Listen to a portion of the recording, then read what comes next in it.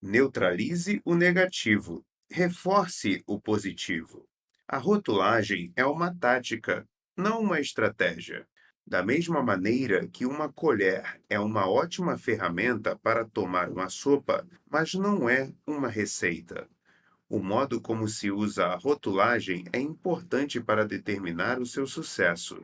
Bem empregada é como nós, negociadores, identificamos e então, lentamente, alteramos as vozes internas da consciência do nosso interlocutor para algo mais colaborativo e confiante. Primeiro, falaremos um pouco sobre psicologia humana. Em termos básicos, as emoções humanas têm dois níveis. O comportamento presente é a parte acima da superfície que você pode ver e ouvir.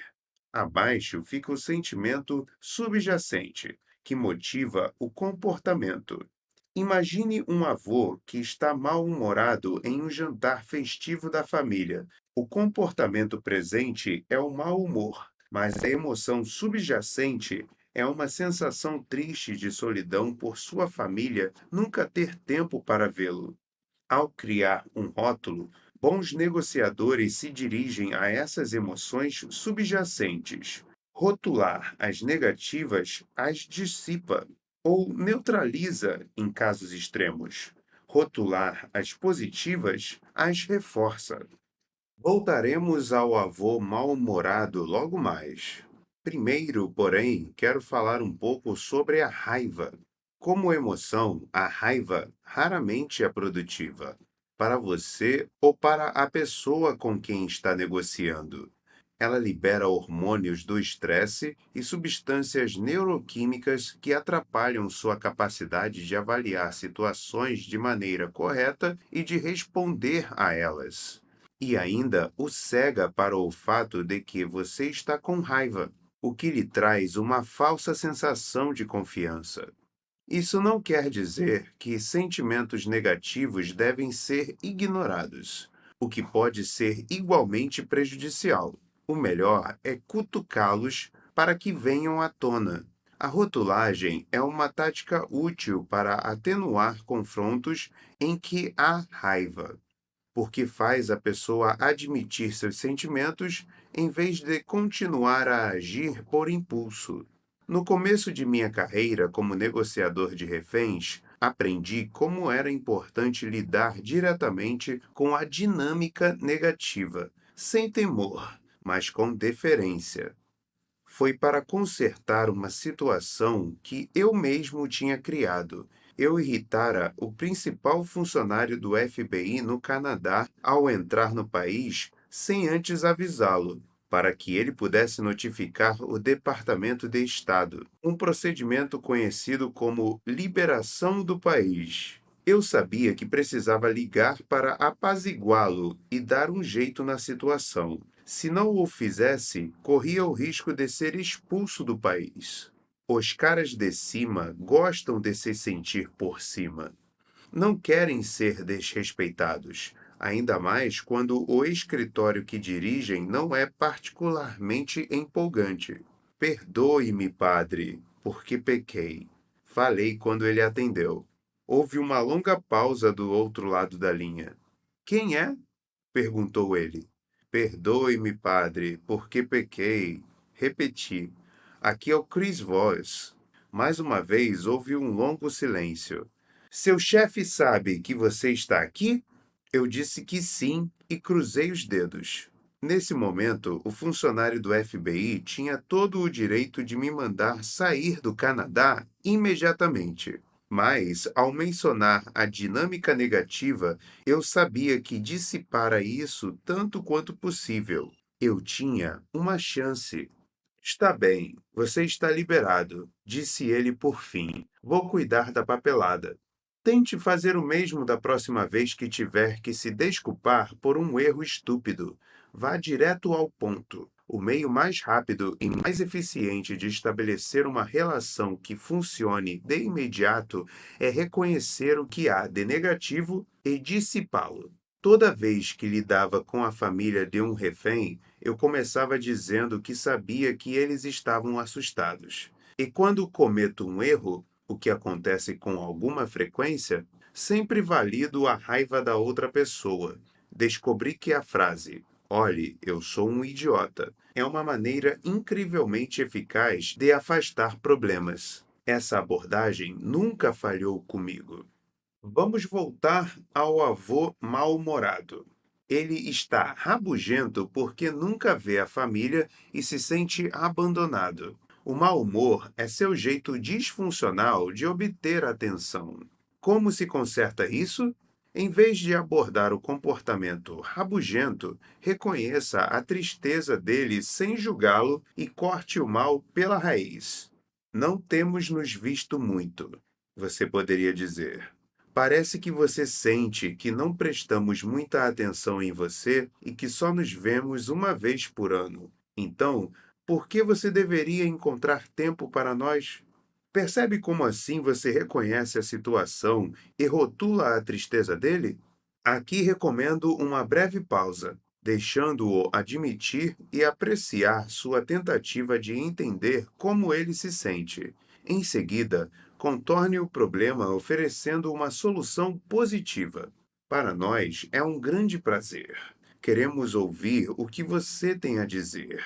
Queremos valorizar este tempo com você porque nos sentimos distantes da sua vida. Pesquisas mostram que a melhor maneira de lidar com a negatividade é observá-la sem reação ou julgamento. Depois, rotular de maneira consciente cada sentimento negativo e substituí-lo por pensamentos positivos, compassivos e focados em uma solução.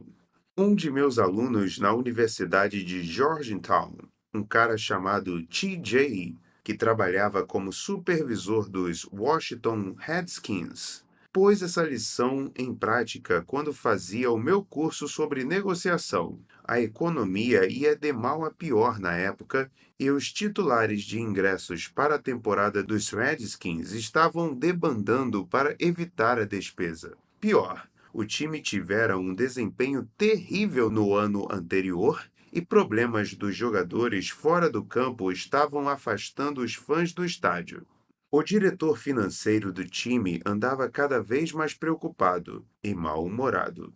2 semanas antes de a temporada começar, ele passou pela mesa de TJ e jogou sobre ela uma pasta cheia de papéis. As coisas já foram melhores, disse ele, e saiu. Dentro havia uma lista de 40 titulares de ingressos que estavam inadimplentes, um pendrive com o arquivo de uma planilha sobre a situação de cada um e um roteiro a ser seguido por quem fosse ligar para eles.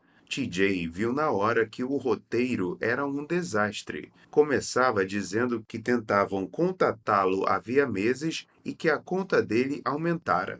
Gostaríamos de lhe informar, dizia, que para receber seus ingressos para a abertura da próxima temporada contra os New York Giants, você precisará quitar sua dívida integralmente até 10 de setembro.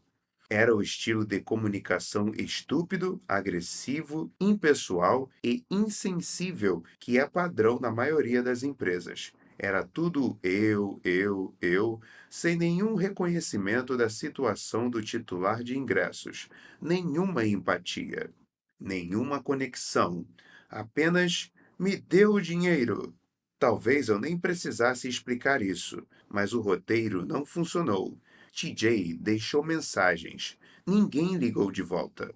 Depois de algumas semanas de aula, TJ reescreveu o roteiro. Não houve grandes mudanças, e ele não ofereceu aos fãs nenhum desconto. Meu aluno fez ajustes sutis no texto, envolvendo os fãs, sua situação e seu amor pelo time. Agora, o time era o seu Washington Redskins. E o objetivo do telefonema era assegurar que os fãs mais importantes do time, os clientes caloteiros, estivessem presentes na abertura da temporada. É graças a você que nossos jogadores têm a vantagem de jogar em casa todo domingo.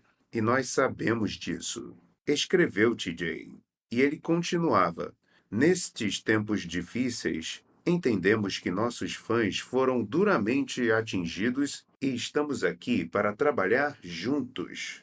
Então, pedi aos titulares de ingressos que ligassem de volta para discutir sua situação individual.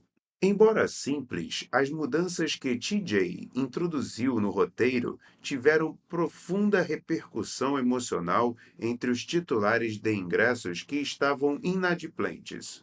O roteiro mencionava a dívida deles com o time, mas também reconhecia a dívida do time para com eles.